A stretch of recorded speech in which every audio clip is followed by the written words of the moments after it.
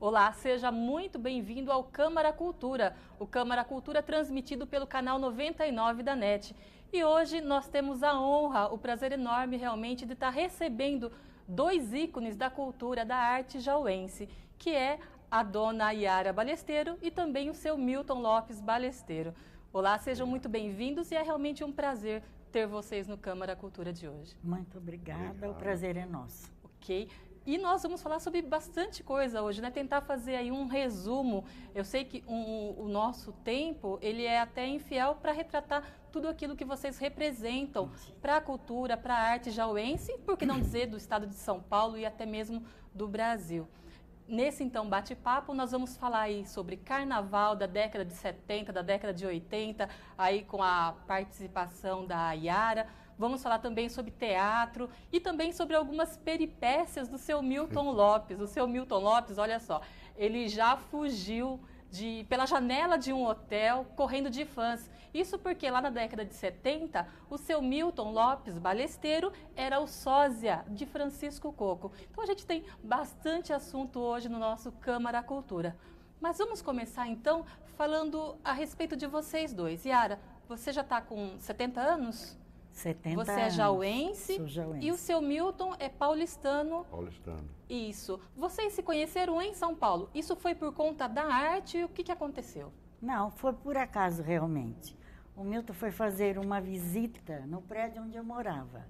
Certo. No andar de cima do apartamento onde eu morava. E ali era uma amiga, eu fui lá também, sem saber que ele estava lá. Cheguei ali, ele estava tocando violão, nós começamos a cantar. E através dessa amizade, começou realmente uma amizade, que durou 3 anos. 3 anos como 3 amizade. anos como amizade. Aí as minhas amigas começaram a reparar no Milton. Certo. Eu disse, uai, o que elas estão vendo nele que eu não vi ainda? A senhora ainda não tinha visto. Não. Aí eu resolvi prestar atenção.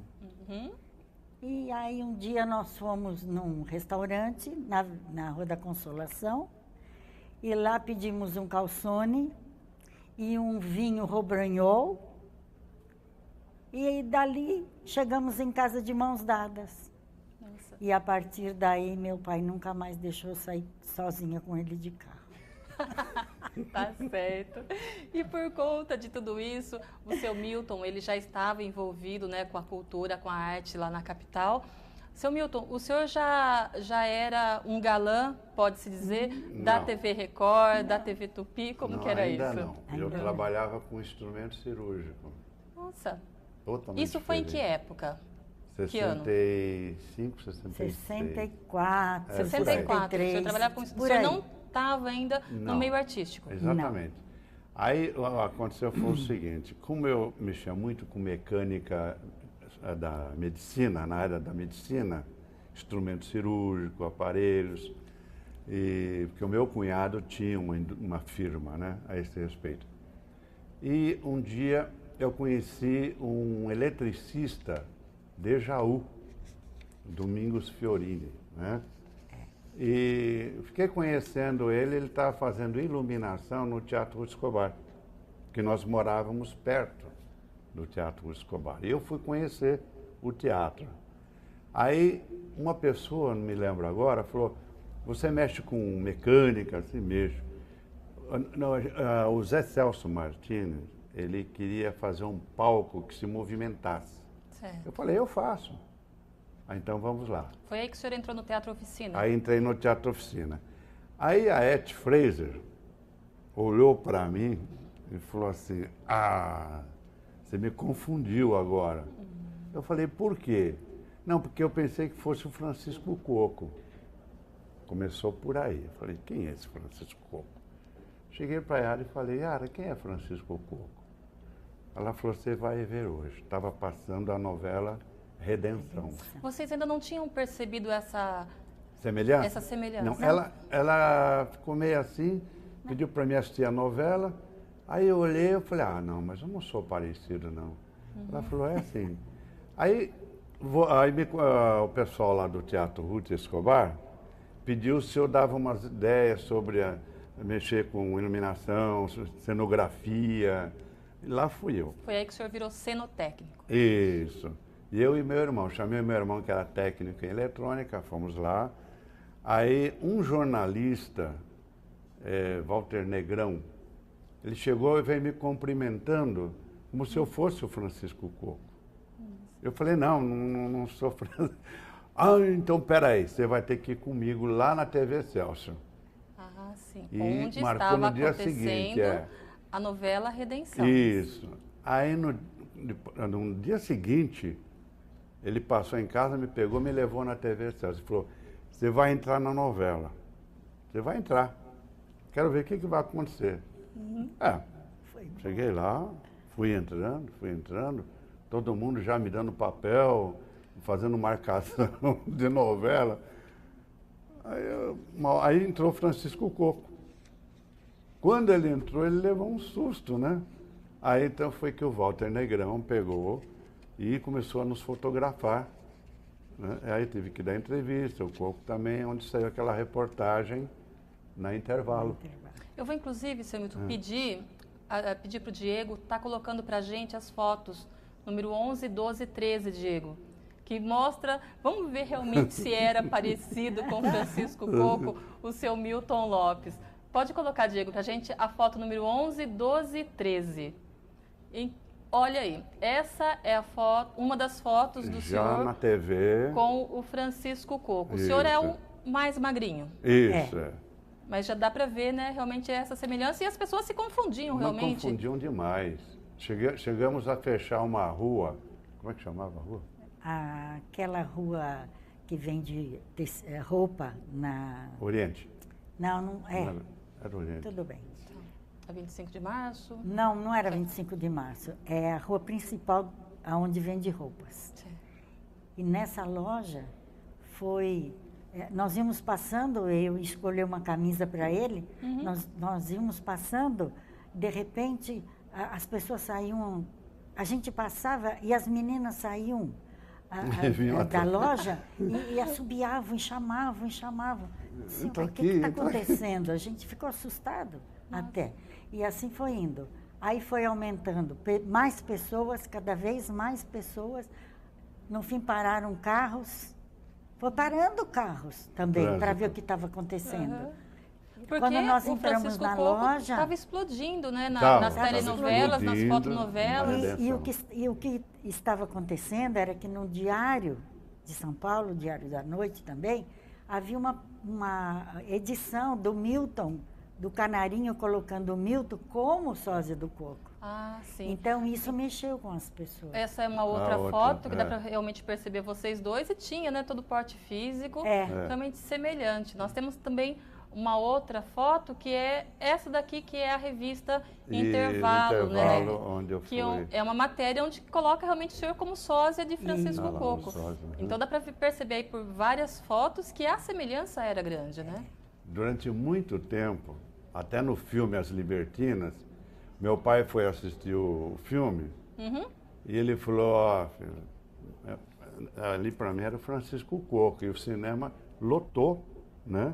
Mas para assistir o Francisco Coco. Que essa revista Intervalo, ela chega a assinalar que o senhor era como se fosse o gêmeo de Francisco Coco. Isso, éramos gêmeos. Assim, tanto é que no nosso casamento, que quem cedeu o apartamento para fazer uma festividade para nós foi aquele apartamento de quem que era? Sérgio Cardoso. Sérgio Cardoso. E lá... Ele morava na Avenida Paulista, no 23º andar de um edifício. E lá ele fez a festa. Então, vocês se conheceram, o senhor ainda não era famoso, o senhor ainda não era tido como sócio do Francisco Coco, mas a partir do momento em que, quando vocês foram se casar, isso foi o quê? 68, 69? 68. 68. Aí vocês já, o seu Milton, ele já era identificado como sósia. Isso. Já. Inclusive, nós temos fotos do casamento de vocês. Pedi para o Diego colocar, então, a foto número 1 e número 2. É uma foto do casamento civil e depois também uma foto do casamento... Essa é do casamento religioso. Essa é na Igreja Santa Terezinha, na Rua Maranhão. e o casamento... Araci Balabanian. Nós saímos da igreja, Isso. fomos a pé até a casa essa loura que está aqui na frente. Quem que é? A Não me Duval. lembro. Como é que é o nome dela? Não me Liana Duval. E ela já tinha preparado um coquetel. Certo. E lá tinha atores de todos os canais. Então tinha o Tony Ramos, tinha Denis Carvalho. o Denis Carvalho. Só para registrar, nessa foto, na foto anterior, tínhamos aí, do lado da senhora, tá a Araci. Araci Balabanian foi nossa a protetora, vamos dizer. Sim. Ela nos cedeu o apartamento para que a gente passasse a noite de núpcias, porque nós não pudemos viajar, porque houve um problema no nosso apartamento, que a gente havia alugado, né? Nós estávamos com a viagem paga, a viagem pronta e não pudemos ir. Então, ela foi incrível. E a do lado, a Maria Luísa Castelli, a nossa madrinha mesmo, ela esteve conosco o tempo inteiro. E a Ana Maria Dias também, que está ali atrás da loira. E como que era conviver com toda essa comunidade artística? Então, aí que foi até gostoso, porque de repente lá na festividade no Sérgio Cardoso apareceu o Francisco Coco. Ele foi lá também, né? Dali nós fomos para um restaurante e tal. Porque os artistas, eles vivem um mundo fechado, o mundo deles. Certo. E quando apareceu essa oportunidade de acompanhar um casamento, de apadrinhar um casamento, e a mídia também na época, né? Porque apareceu no jornal. Querendo ou não, era o sósia do Francisco Coco que estava se casando. Isso trouxe incômodo? Muito. Não, incômodo no sentido de ser ator. De ser ator. Então eu optei realmente.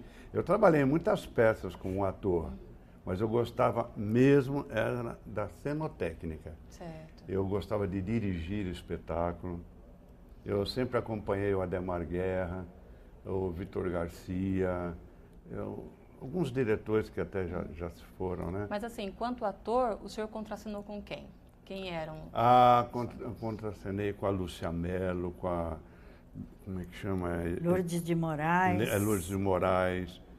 Carlos Keller. Eu estou tentando lembrar nomes, porque agora, do lado do Denis Carvalho, Tony Ramos, na TV Tupi. Raul Cortez também? Vocês Raul chegaram... Raul Cortez foi no balcão. Foi no balcão. No balcão. Lá eu fiz cenotécnica também, e depois eu ensaiei para ser o substituto do Jonas Mello, que era um dos atores principais. Porque eles apresentavam durante um mês até sair a crítica. Saiu a crítica no jornal, então eles saíam do espetáculo e já iam participar de outros espetáculos, né? Então sempre tinha que ter alguém para substituí-los. E eu era contratado da Ruth Escobar exatamente para isso. Eu tinha que decorar o papel de tudo. Eu era um coringa, né? Eu só não podia fazer papel de mulher porque não dava, né? Então eu ficava atento. E esse pessoal, muito bacana aquele pessoal, tinha uma atriz que eu gostava muito, a Cleide Diáconis, trabalhei muito com ela, como cenotécnica, tudo, com a irmã dela, como é que chamava? A irmã Cacilda Becker. Cacilda Becker, né? Nomes que marcaram época, assim, e que infelizmente caíram no esquecimento, sabe? Infelizmente. Agora, o teatro, ele sofreu uma modificação, assim, cultural a partir do momento que foi aberta, assim, a cultura, né? Sem proibição. Certo? Foi liberado, de repente. Aí o que aconteceu? Os verdadeiros artistas, né, atores e atrizes, que trabalhavam sério, fizeram cursos de EAD, eram grandes atores acadêmicos, mas bons atores, começaram a ir para a televisão. Aí a televisão começou a tirar aquele, como é que se fala? Elenco que existia, no favorável ao teatro. teatro. E o ator também. começou a perder, entendeu? A arte. Porque o teatro e a televisão é totalmente diferente. Sim. A televisão, ele te dá o texto, você tem que decorar e sair falando. Né? Já no teatro, não, você tem que trabalhar o personagem. E aquele contato direto com o público. Com o público, tudo, né? Era mais gostoso. Aí começou a surgir grupos, né, de atores. Na época em que eu trabalhava, surgiu o movimento hippie. Certo. E esse movimento hippie, ele destruiu um pouco a cultura do teatro verdadeiro, né? Que nós tínhamos o Bibi Ferreira, o pai, que era uma sumidade. Então, o que aconteceu? Houve um choque entre vamos dizer, os velhos, né, atores e o movimento hippie, mais a ditadura. Certo. Então, houve uma confusão cultural. Okay. Os estudantes universitários começaram a se movimentar, mas também havia um choque entre eles. Existia entre o Mackenzie e o 11 de agosto. O 11 de agosto, você sabe, né, a formação dos alunos era assim, sou contra. Já o Mackenzie era comando caça comunista. Então havia esse choque. Mas tem aqueles que não queriam, o Denis Carvalho, o Tony Ramos, da TV Tupi, eles não ligavam para isso aí. Eles queriam ir lá, bater o ponto, fazer a novela, acabou.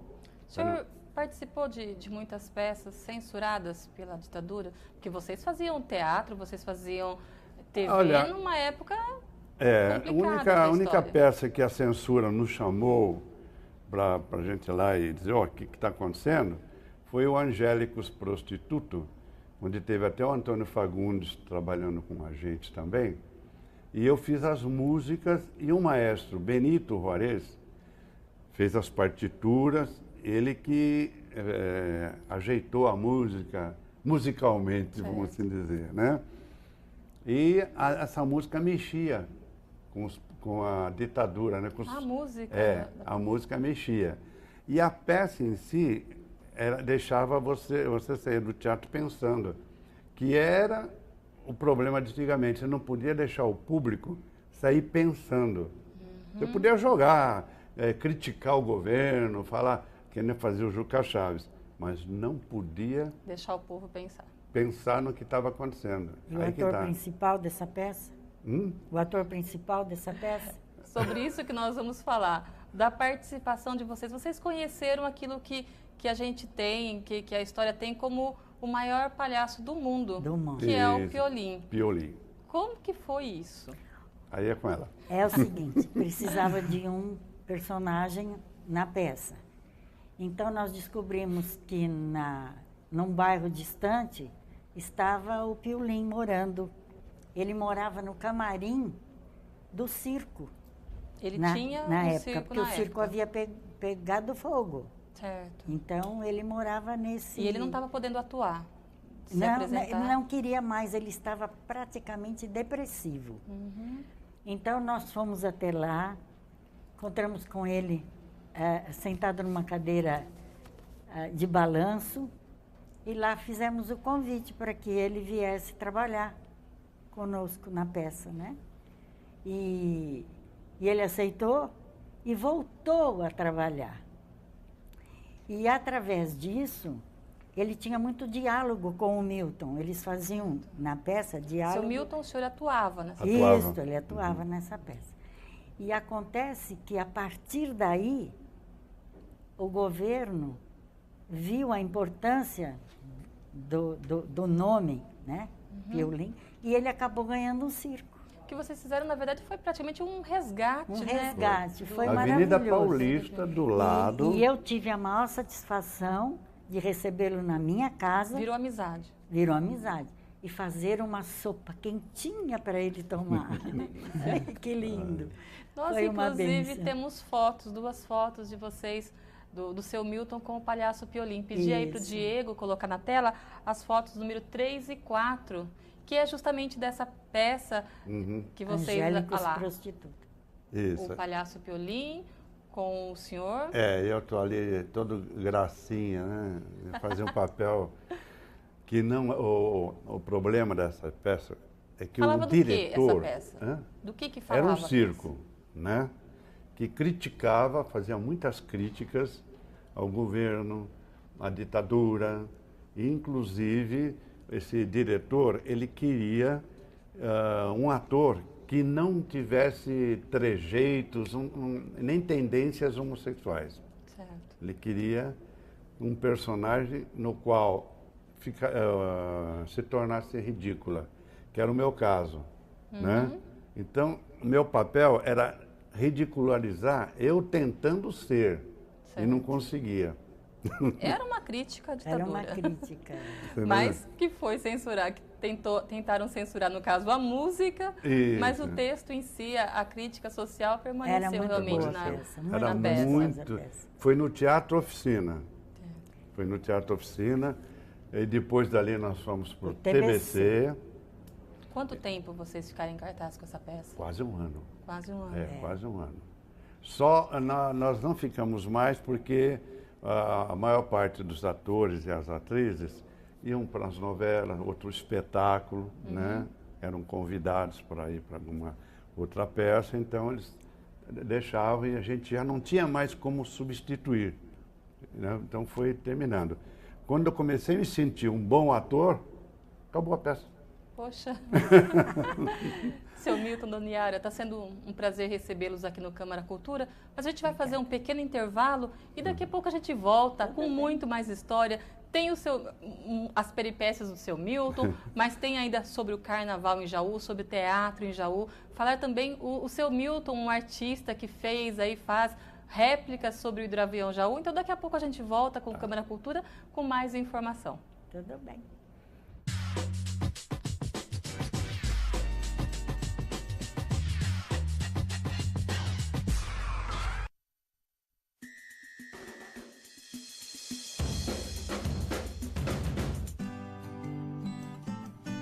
Hoje, o Brasil é um país em crescimento, com uma economia forte.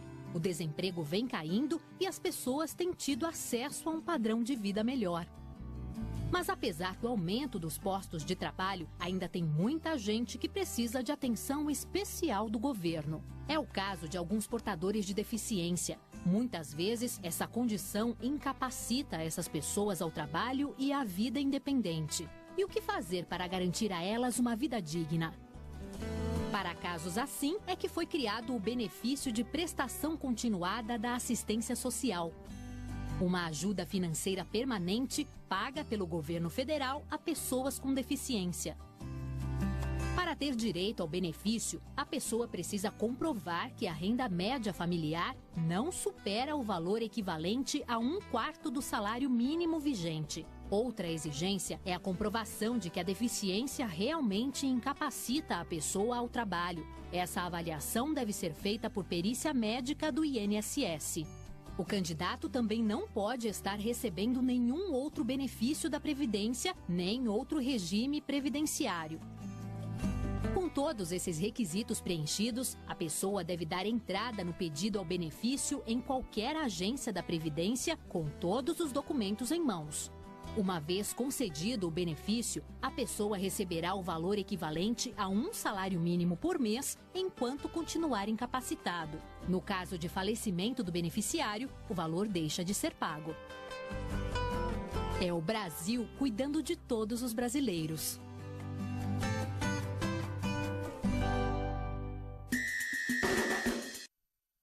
Mãe, como que se escreve hipertensão? É com H, filho. Como se pega? Hipertensão não pega, Zé. Ela aparece principalmente quando a gente não se cuida. Por isso é importante se alimentar bem. Diminuir o sal, caminhar. Ah, mas isso é fácil. Difícil é escrever. Como é mesmo, mãe? Tenha uma vida saudável e previna-se contra a hipertensão. Diminua o sal, mantenha uma alimentação equilibrada. Meça sempre sua pressão, passeie ao ar livre e dê um chega pra lá no estresse. Viver bem é viver com saúde.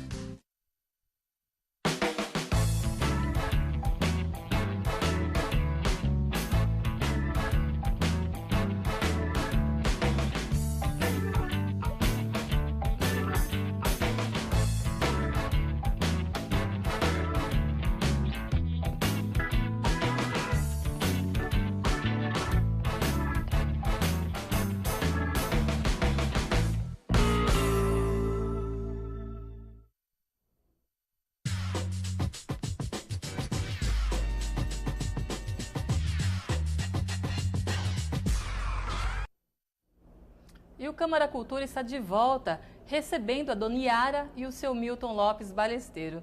Seu Milton, vamos falar um pouquinho agora sobre cinema. O senhor participou de algumas peças, entre elas As Libertinas. Isso. Conta pra gente um pouquinho sobre como foi isso. Antes do filme As Libertinas, eu fui convidado para participar também de um filme chamado Bandido da Luz Vermelha. O senhor participou desse filme? Então, mas esse filme foi censurado, proibido. Então, sim. Eu desapareci e ali eu fazia um bandido de tapa-olho, tudo, sabe?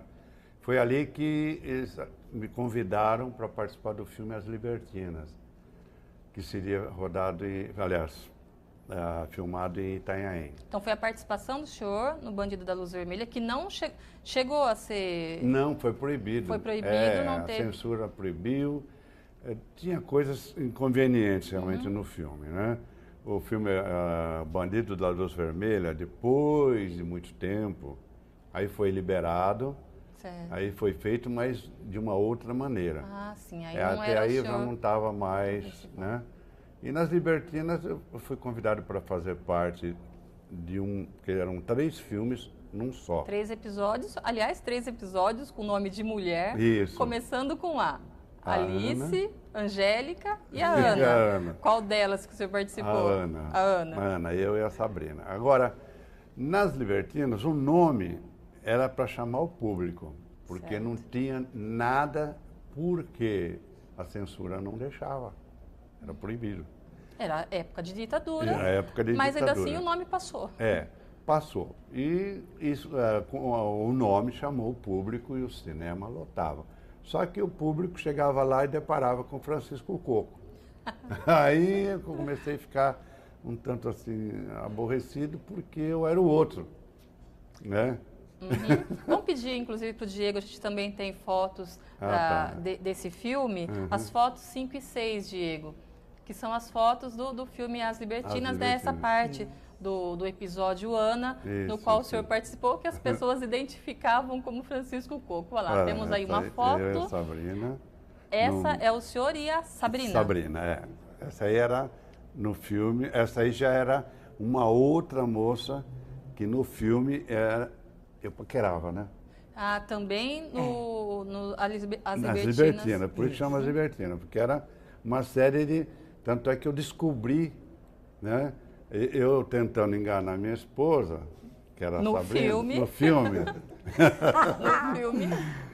E no fim do filme eu era fragado com essa mocinha e eu saí bravo, mas quando eu cheguei em casa, eu vejo lá na tela uns slides onde a minha esposa estava com outro.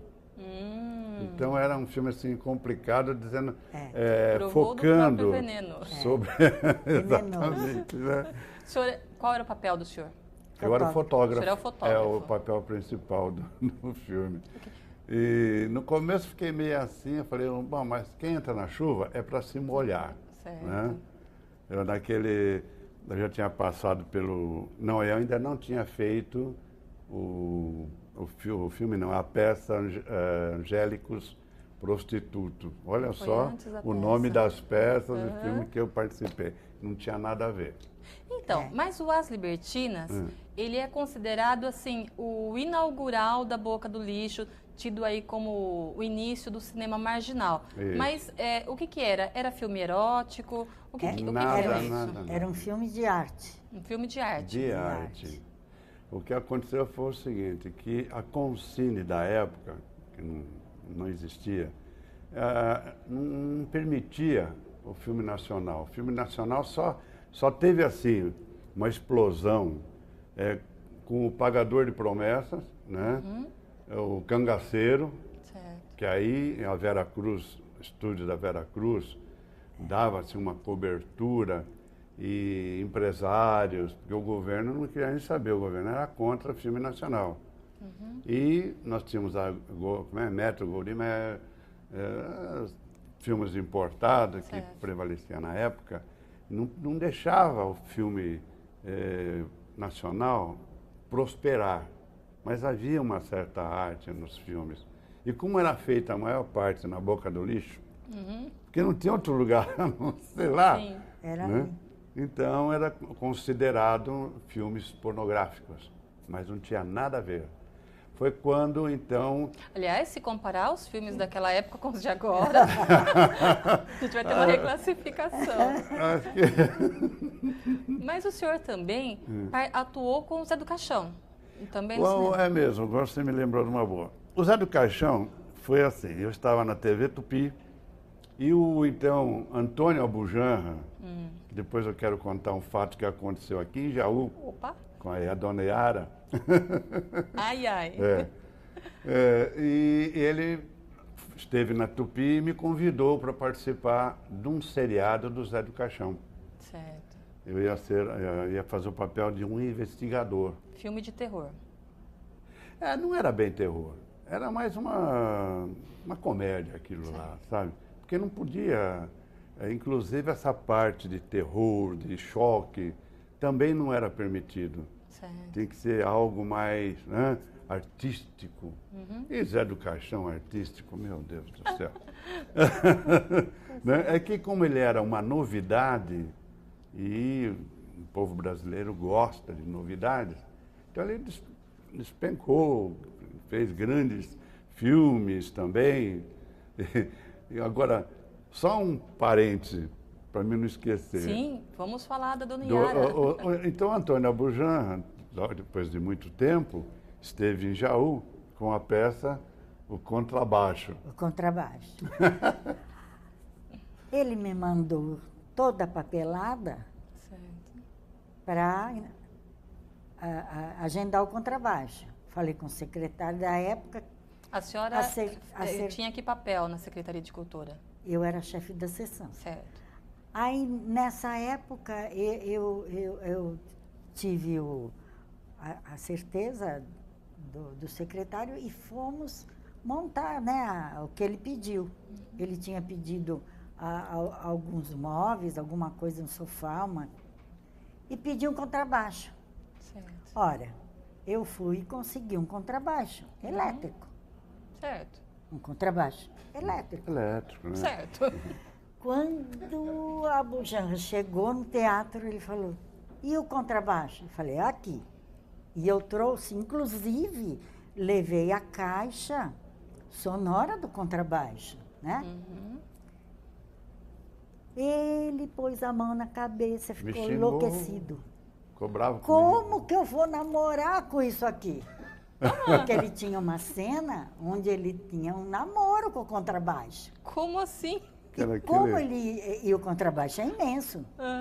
Era o rabecão, né, que ele queria. Ele queria um rabecão, não era um contrabaixo.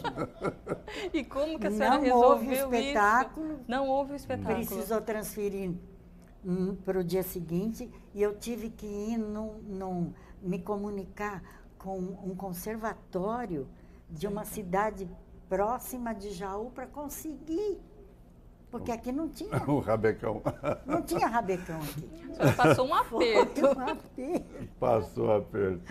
Mas, foi muito bom. Então, aí eu fiz uma amizade muito grande com o Antônio Abujanra, tanto é que num espetáculo que nós montamos com a Berta Zeme e o Volney de Assis, ele se interessou em dirigir, porque se tratava de uma peça que nós falávamos sobre Manuel Bandeira e Vinícius de Moraes. Que peça que era essa?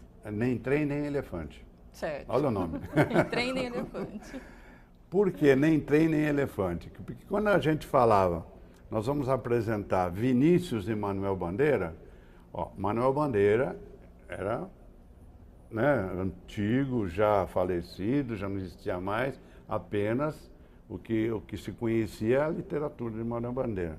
E o Vinícius, músico, poeta, quer dizer, um contraponto.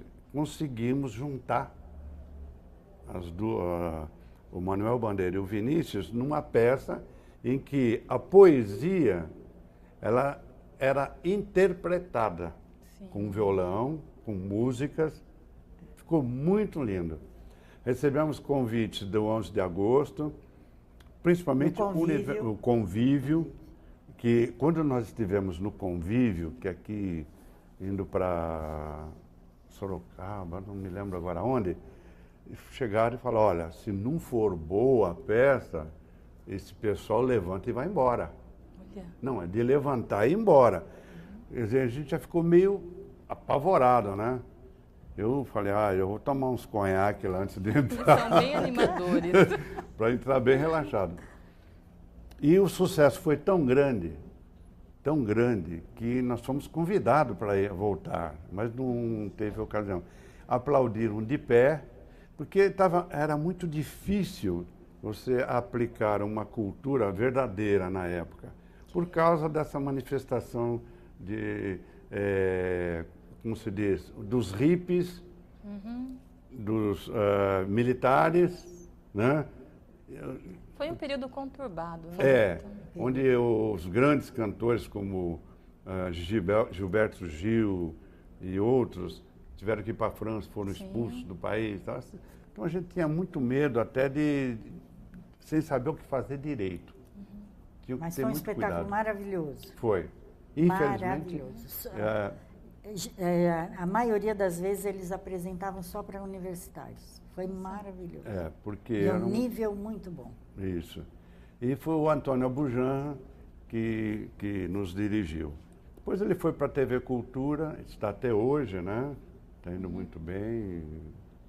E teve um outro espetáculo que ele dirigiu, ele pediu para me ajudar, mas não me lembro agora. Eu tive assim muita afinidade com os diretores por causa da cenotécnica. Então, falando de cenotécnica, que era, assim, de certa forma, a profissão do senhor lá em São Paulo. Isso. Dizem não, a história registra isso, que o teatro brasileiro é antes e depois da peça O Balcão, de Jean Genet, montado por Vítor Garcia. Vítor Garcia, no Teatro Ruth Escobar. Onde o senhor trabalhou como cenotécnico. Por que tem esse diferencial? O que faz do Balcão ser o divisor de águas? Porque o Balcão era assim, foi realmente uma loucura. A Ruth Escobar, foi uma empresária que ela queria coisas assim, surpreendentes. E um dia estava eu, o meu irmão que trabalhava comigo, nós estávamos fazendo a iluminação de uma peça chamada Este Ovo é um Galo, com a Débora Duarte. Este ovo é um galo. Okay. E eu estava fazendo a música da peça.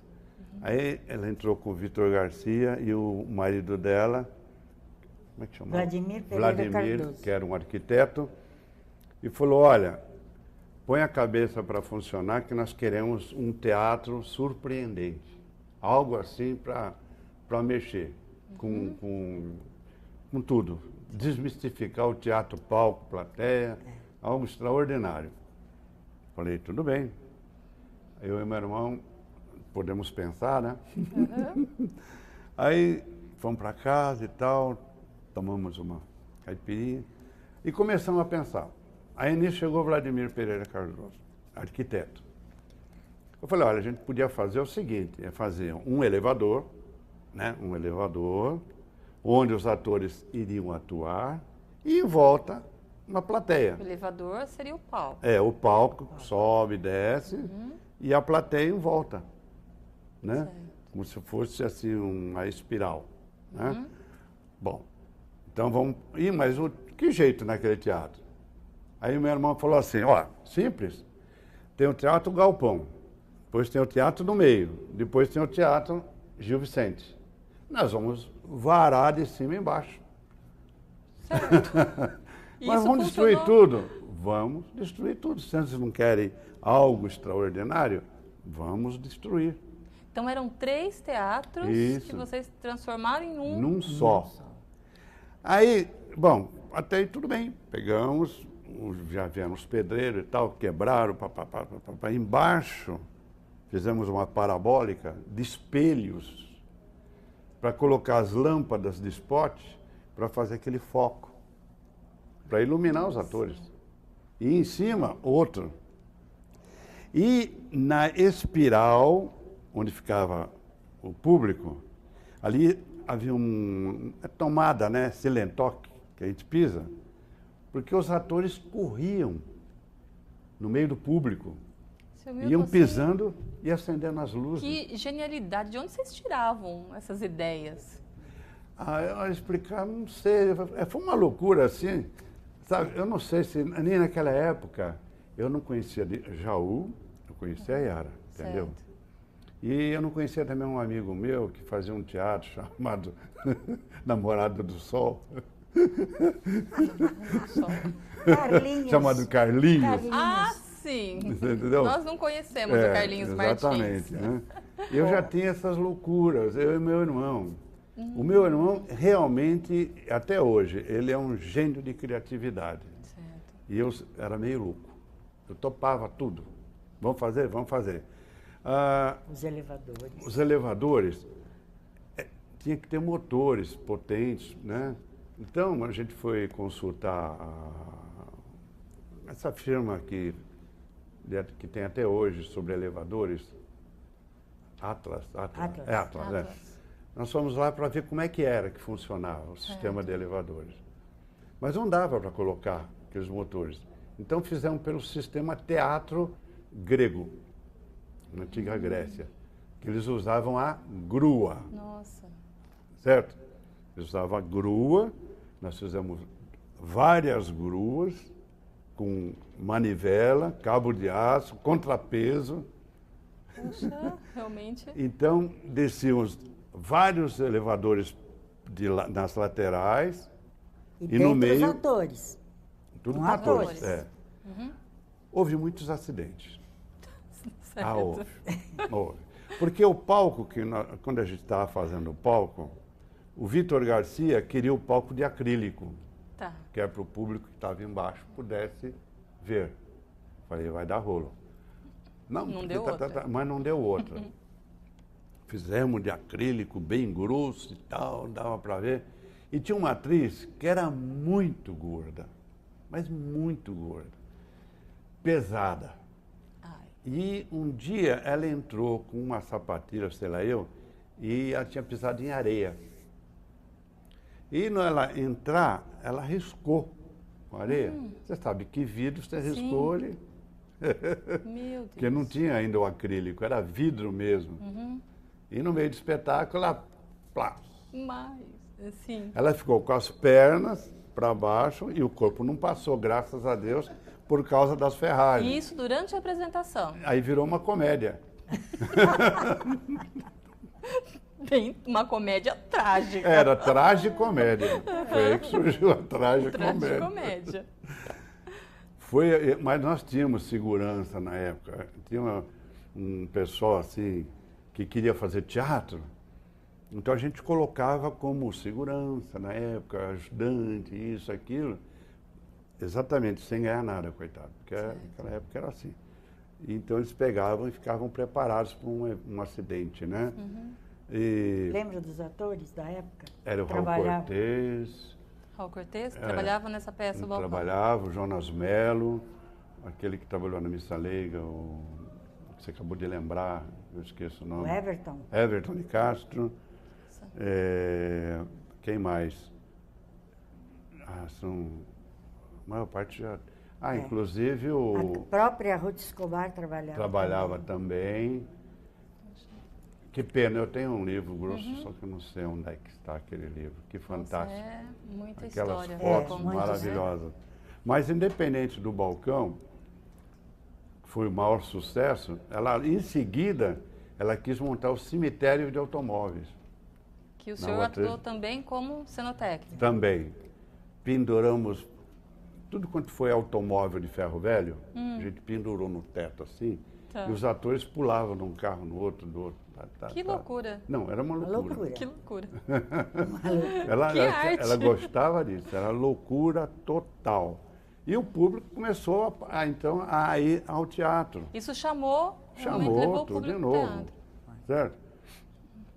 Nessas alturas, o teatro verdadeiro, o teatro de arte, né, que não conseguia lotar, começou a criar teatro de bolso, né? Teatrinho de arena, pequeno. O Augusto Boal foi um dos que começou o TBC, que era um teatro grande, fez um teatrinho pequeno em cima. Porque não era fácil você pegar um teatro enorme e montar uma peça sem cenário, sem nada. Não é hoje. Hoje voltou outra vez. As companhias de teatro não querem gastar, então vão no palco, monólogo, então sem cenário, sem nada. E aquilo que acontece que vai novamente voltando a zero. A cultura vai lá para baixo de novo. Seu Milton, a gente vai falar mais sobre isso, sobre o seu trabalho de cenotécnico, tem muitas invenções por aí, e também discutir essa questão da cultura. Mas a gente precisa antes fazer um pequeno intervalo e a gente já volta com Câmara Cultura. Tá bom. Tá bom.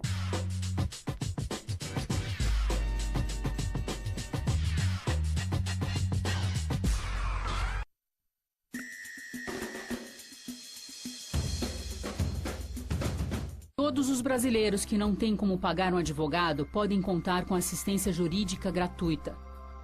Cada situação é analisada em um processo de triagem e, quando necessário, são pedidos documentos que comprovem a falta de condições financeiras.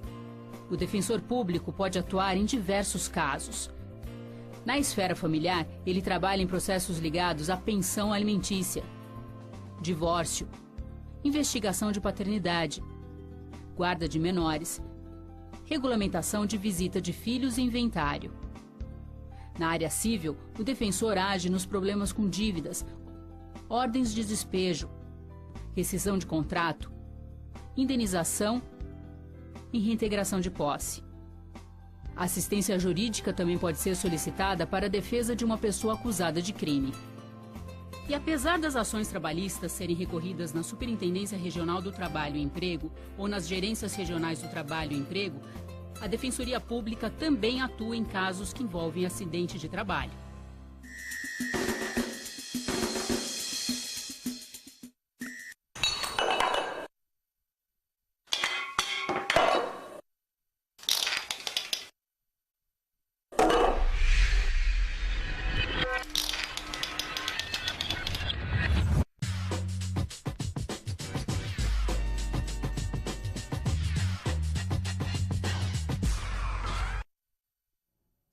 Câmara Cultura está de volta para o terceiro e último bloco, hoje conversando com a Dona Yara e o seu Milton Lopes Balesteiro, esse bate-papo muito divertido e que, se deixar, né, a gente adentra realmente. Mas voltando então, falando desse trabalho do senhor de cenotécnica. Cenotécnica. Isso, nós já falamos do balcão, de toda essa estrutura que vocês criaram, mas o senhor adorava inventar, né? Teve uma peça... Aí, posso te cortar? Pode. Isso.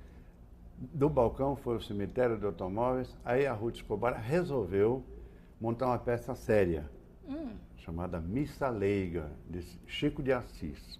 Missa Leiga. Aí o que ela fez? Pegou, foi até a Igreja da Consolação, falou com o padre, mostrou o texto, tudo, o padre lá permitiu, lá fui eu, né, para montar a parte cenotécnica, que seria cenário, iluminação, sonoplastia e alguns efeitos especiais da época, mas não tinha efeitos de televisão, né? Que pena. Certo. Então a gente tinha que criar mesmo. E eu estava lá montando, eu tinha naquela época, eu tinha acabado de comprar um Galaxy amarelo. O senhor comprou de quem? Dos Incríveis. Olha só. Era muito, ele aparecia muito, é que nem a Brasília amarela dos Mamonas, né? E eu estava montando, estacionei o carro lá, aí a Ruth Escobar me chamou. Volta para cá já. Eu larguei tudo, peguei e fui para o Teatro Ruth Escobar. Cheguei lá, ela estava nervosa, conversando lá com o pessoal. Ela falou, olha, vamos ter que mudar de lugar. Por quê? Porque estão ameaçando colocar uma bomba no seu carro. E não é que coloca. Falei, ô louco, é verdade. Eu falei, mas você não gosta de sensacionalismo? Deixa explodir. Mas era um carro Era caro. o TFP, Tradição, Família e Propriedade, que não queria misturar igreja com teatro. Porque a peça estava sendo montada dentro da igreja. Por isso, ó. Por isso. E a peça em si, agora eu vou chegar num ponto onde a cultura da época era tão, assim, pura, maravilhosa. O Ademar Guerra falou, Milton, acha um local como se fosse uma gruta. Então vamos montar numa gruta. Tá bom. Aí veio uma notícia lá, a fábrica Lacta tinha um barracão ali na Vila Mariana, vazio. Estava todo destruído. Eu fui lá ver, falei, é aqui mesmo. Mas estava assim, em ruínas, tá? Mas tinha cobertura, né, que era importante. Só que iluminação não dava para fazer um equipamento. Certo. Então eu tive que criar a iluminação com barricas de água e sal. Como isso? Coloquei umas 4, 5 barricas, não me lembro quantas, e enfiava o fio que liga os refletores na água com sal, eles iam acendendo bem devagarzinho. Mas olha o trabalho que me dava. E choque, né? E ele falava, para de tremer, eu sei, mas tá dando choque. Eram as invenções do seu Milton Baleceiro. E tomava choque. E eu sei que terminava o espetáculo, eu estava em frangalhos, né? Nossa. Mas o espetáculo era tão lindo, tão lindo. O espetáculo era o seguinte, era a história do Antigo Testamento, né? Uma história da Bíblia no Antigo Testamento até Apocalipse, mas menos o Novo Testamento. Eu não entendia muito disso, sabe? Certo. Mas era lindo. E eu comecei a perceber que era uma pureza, era uma coisa tão linda, tão gostosa, que, sabe, vinha até uma sensação de querer chorar. Eu ensaiando. Quando começou esse espetáculo, tinha rabinos, freiras, padres, Poxa. Inclusive o Jô Soares. Jô Soares chorou muito o tempo todo. Peça, muito. Era impressionante como o público saía chorando. Essa foi a Missa Leiga. Missa Leiga. Mas aí o senhor também participou como cenotécnico do Evangelho segundo Zebedeu. Também. Bom, aí já outro evangelho. Evangelho segundo Zebedeu foi um grupo também montado num circo pelos estudantes do 11 de agosto, no qual eu ganhei um prêmio na França, sem poder ir. Que prêmio que o senhor ganhou e por quê? Melhor iluminação de circo. Melhor iluminação? Mas não é uma iluminação que usava bacias? Como que é essa história? Então, surpreendeu todo mundo, porque, de repente, eles não tinham recursos, eu peguei e criei uma iluminação com bacia, com cores. E, na hora da crucificação, porque eu dirigi junto com o Silnei Siqueira. No final, que o ator principal, ele é crucificado, sim, que era como é que chama, da Guerra de Canudos, Antônio Conselheiro, ele era crucificado no trapézio, né? Mas ia ficar um negócio muito simples. Então eu criei uma explosão no chão e flash, né? Como se fosse estroboscópica. Aquela estrobo de flash, um monte de lâmpada de flash, se tornou uma estroboscópica. Com a explosão, então veio o efeito de fumaça. Certo. Que não existia nem máquina de fumaça, nem luz estroboscópica. E eu ganhei o prêmio lá na França. Tudo isso no teatro brasileiro. Eu não pude ir porque nasceu a minha filha Alessandra. Eu não pude ir, mas o grupo foi e ganhou em primeiro lugar no Festival de Nancy. Poxa. E o Edibal Pivetta, que era o escritor, né, o autor da peça, nossa, ele veio feliz da vida. Ele falou, olha, ganhamos todos os prêmios, inclusive você. Mas eu não estava lá, mas o que você criou, ganhou em primeiro lugar. O senhor inventou mais coisas? Inventei a bola espelhada de boate. E olha, Jaú teve a primeira bola espelhada numa feira agropecuária. Quando o Aeroclube ainda era... Não tinha o fogo, teto. Nem nada. Poxa, que tem agora. E junto com meu irmão, nós criamos a mesa eletrônica para Spotlight. Aí eu tive que montar uma indústria chamada Cenotécnica. Eu fabricava Spotlight, canhão seguidor, mesa eletrônica, mas aí... Tudo isso de invenções, assim, de necessidades que o teatro... Isso. Mas aí eu fui convidado... E o palco giratório. E o palco. Bom, o palco giratório, tenho boas lembranças antigas e também em Jaú, né? Sim. Nós temos um palco giratório em Jaú. Eu vim com a ideia para cá e teve um grande amigo meu que resolveu montar. Bom, aí o que aconteceu? Nós criamos eu e meu irmão criamos toda essa cenotécnica e eu fui convidado para fazer parte do Conselho Estadual de Teatro, na época, cujo governador era o Abreu Sodré. Então nós tínhamos que valorizar o teatro amador, para o teatro amador receber verba.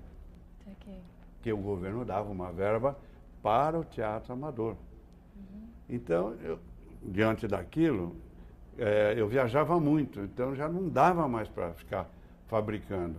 Aí o Giancarlo criou uma indústria também de Spotlight, um outro lá que não me lembro o nome, e aí eu abandonei a indústria e passei a atender o teatro, tanto na parte cenotécnica, como na parte junto com a Yara, em que a gente era jurado e fazíamos toda a estrutura de festivais de teatro no interior. Aliás, dona Yara, a senhora sempre preferiu atuar nos bastidores. Mas ela é uma grande atriz, viu? Uma grande atriz. Eu fiquei sabendo que a senhora, uma única vez, subiu ao palco e atuou. E foi inesquecível. Conta como foi isso. Foi o seguinte, a pessoa que fazia, a atriz que fazia o papel... Que peça que era? O empregado chamado Rebelde. E essa atriz teve um problema seríssimo de saúde e não pôde atuar. Estava marcado o espetáculo no Clube Panelinha de Santo André. E o diretor chegou para mim e intimou para fazer. Eu disse, mas não sei o texto. Não, a marcação eu te dou aqui mesmo e você vai acabar fazendo o espetáculo. Mas não é possível, ela tem uma criatura muito grande e eu sou pequena. Como que vamos... Não, vai dar certo. Eu coloquei um vestido de uma pessoa de 1,80 m, um sapato imenso no pé, e eu sempre fui magrinha, com a perninha fina, e aquele vestido amarrado aqui, e tinha que fazer papilote. E o meu cabelo era curto. Então, eu puxava uns tchufitos e punha uns negócios ali para conseguir fazer. Fiz a marcação, aprendi, entrei em cena. Contracenei com o Milton e o ator principal. Saí, todo mundo, os atores todos me esperando com aquela ansiedade, alegria. Quando eu volto novamente em cena, ele está caído no chão, tinha levado uma surra dos puxa-sacos do patrão. E ele... Não era você, era o ator principal. Ele estava ali, jogado no chão, e eu era uma velha dona da pensão onde ele morava. E eu chego e vou falar com ele, dá um branco. Eu não sabia por que eu estava ali, o que eu tinha que dizer. Eu não sabia nada. E como que a senhora saiu dessa? Aí comecei a chorar. Comecei a chorar, comecei a andar em volta dele. Mas chorar de verdade? Chorar de verdade, de desespero, porque eu ia acabar com o espetáculo. Comecei a chorar em volta dele ali, mas em questão de segundo voltou o texto. Aí eu comecei a dizer o texto, que eu sentia muita pena dele, mas chorando. E fui aplaudida em cena aberta. A única atuação da senhora. Mal sabe o público que eu chorei porque estava com que era de verdade. Era de verdade. E nesse ser de verdade, né, a vida imita a arte, a gente já acabou o nosso tempo. Convido vocês a estar voltando no outro dia para estar falando aí sobre a vida de vocês. A gente ainda não terminou de contar um pouco, né, da história da vida de vocês em São Paulo. A gente precisa voltar novamente num outro programa para falar da vida de vocês em Jaú, da atuação de vocês aqui. Mas, como a gente estava falando da questão do sósia, do Francisco Coco, ficou faltando algumas questões. Seu Milton, a vida enquanto o senhor esteve lá em São Paulo, isso mais atrapalhou do que ajudou o senhor? Eu sendo sósia? Sendo sósia. Olha, por isso que eu segui outro caminho. Foi por isso que o senhor deixou de atuar? Exatamente. Como cenotécnico, porque eu não queria ser o outro, eu queria ser eu. Certo. Entendeu? Então, gostei daquilo que eu estava fazendo.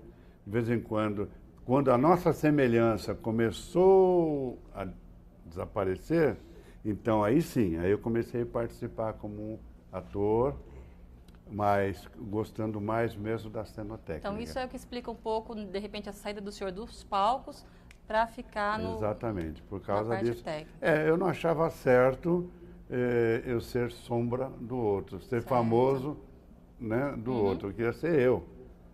Certo. Então eu segui meu caminho de cenotécnico, porque eu estava sendo bem requisitado, né? Então eu falei, então eu vou continuar nesse caminho. Até o momento em que a gente começou a ficar diferente um do outro, então eu comecei a participar como ator em vários espetáculos, aí já não tinha mais preocupação nenhuma em me confundir com ele.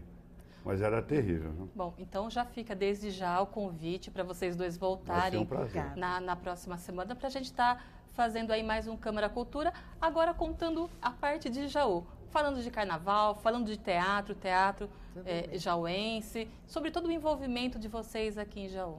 Só um tostãozinho. Opa.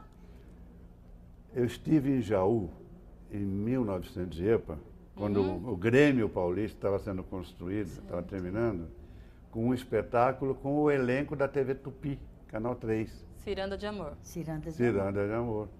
Nossa. Isso foi aí que eu conheci o Paulo Schwartz. 68, 66. Não, 68 nós já estávamos casados. 66. Foi aí que eu conheci o Polini, Paulo Schwartz. Poxa. Sabe por quê? Quando eu cheguei no Grêmio, o nosso gravador pifou. Aí o que aconteceu? Eu falei, e agora, né? Aí os dois se prontificaram, foram até a rádio Piratininga, pegaram o aparelho, levaram correndo lá e aí foi feito o espetáculo. Mas semana que vem nós vamos ter mais histórias. Então já fica aí o convite realmente para vocês, para semana que vem a gente voltar aqui e fazer mais um Câmara Cultura e contar aí para as pessoas, né, toda essa parte cultural de vocês, essa parte, esse envolvimento com a arte. E é uma coisa muito gostosa de se ouvir, né? Principalmente a gente que não participou dessa época e fica aprendendo um pouquinho aí com vocês. Então, muito obrigada pela presença, por dividir com a gente toda essa bagagem cultural de vocês. Obrigada a você pelo convite. Ok? E o Câmara Cultura se encerra por aqui, mas prometendo voltar logo, logo com mais entrevistas com o seu Milton Ballesteiro e com a dona Yara, ícones da cultura jauense.